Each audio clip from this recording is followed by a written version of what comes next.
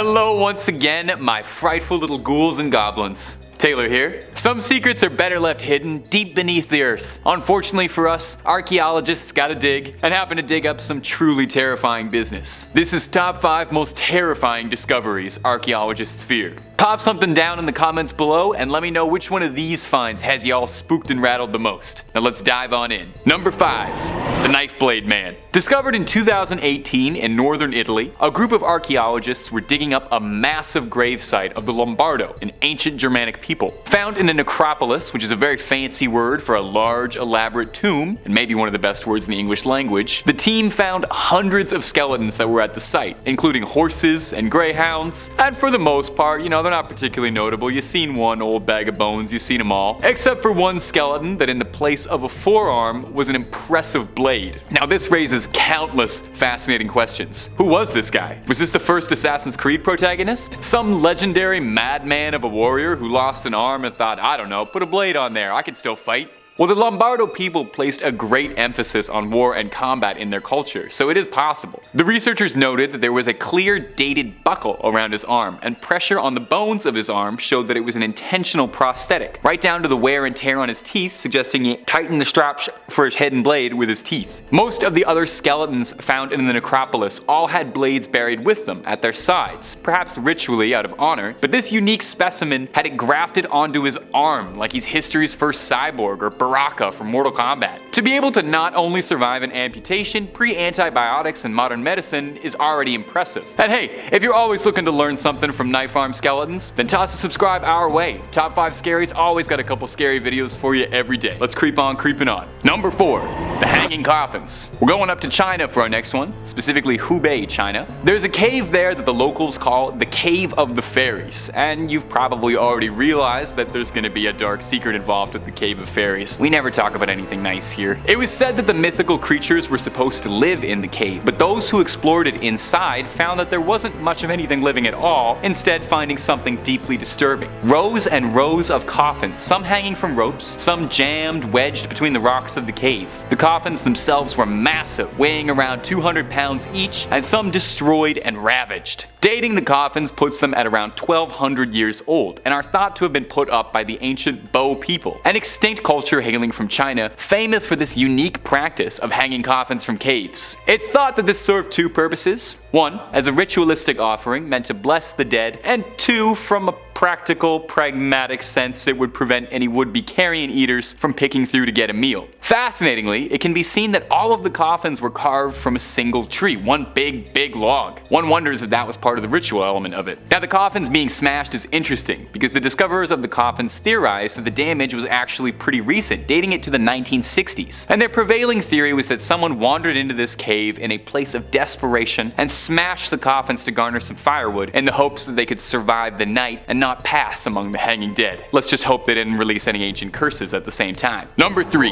The Black Sarcophagus. Now you might have heard of this one before. If you were on Twitter much a couple years ago, maybe you remember vaguely hearing about sarcophagus juice. Maybe those words are ringing a strange bell. There was a pretty good petition going around to let people drink the sarcophagus juice. But let's back up a bit. What is sarcophagus juice and where did it come from and why do we want to drink it? Well, I've got the answers. Somewhat. I've got some answers. In 2018, a team of archaeologists digging in Alexandria, Egypt, discovered a massive granite black sarcophagus, which immediately set off everybody's warning signs that you should not touch that. People wondered what the 30-ton stone slab could be containing, with some even suggesting it could have been the mighty body of Alexander the Great. People warned the archaeologists that there, could be some ancient evil, like when King Tut's tomb was raided and a very strange curse befell the explorers and excavators. Well, what they found wasn't a hidden curse, but honestly something stranger. 3 skeletons inside the coffin with a skull shattered by an arrow and a whole lot of mysterious black goop, or sarcophagus juice. So again, looping right back around it. What is the sarcophagus juice and does it taste good? Well, scientists analyzed the sludge and discovered that it was made from a combination of animal fats, tree resin, beeswax, and crude oil. The sludge has been recovered out of multiple coffins and sarcophagi, so it's not exclusive to this dreaded one. But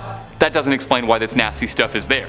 Well, there's some theories about this, no concrete answers, but I'll do my best. It's said that when someone died, they become a form of the god Osiris, who is associated with death and rebirth. Osiris was called the Black One and is depicted with very dark black skin in the guise of a mummified body. As well, black is also a color associated with the deposits on the bank of the River Nile after a flood season. Fresh and fertile soil was seen as inherently regenerative. So it's theorized that with the linking concepts of Osiris and the regeneration of the soil, soaking and filling the coffins with this black sludge was a very confusing part of the mummification process. Number 2. Headless Vikings. In 2008, a group of archaeologists were doing some fairly routine work in Dorset, a seaside town in England, in a rather dull job to improve local roads around the area. As could be expected, not too much of note was discovered, except for the mass grave of 54 headless Viking mercenaries. And not just were their skulls missing, but the rib cages, arms, and leg bones were all arranged neatly, surrounded by discarded teeth. No clothes or weaponry was discovered. So what happened?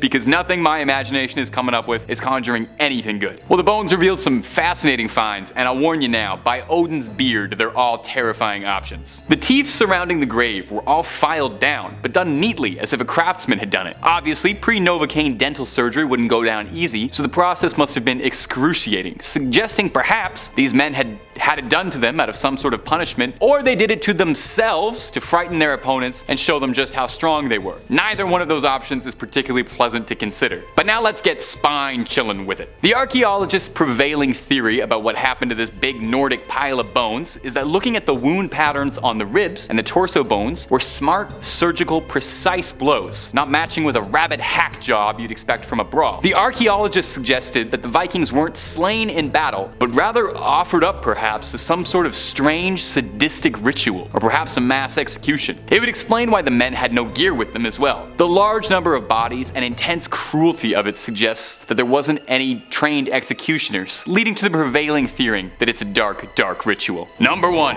Bog people. Name one good thing that's ever been found in a bog.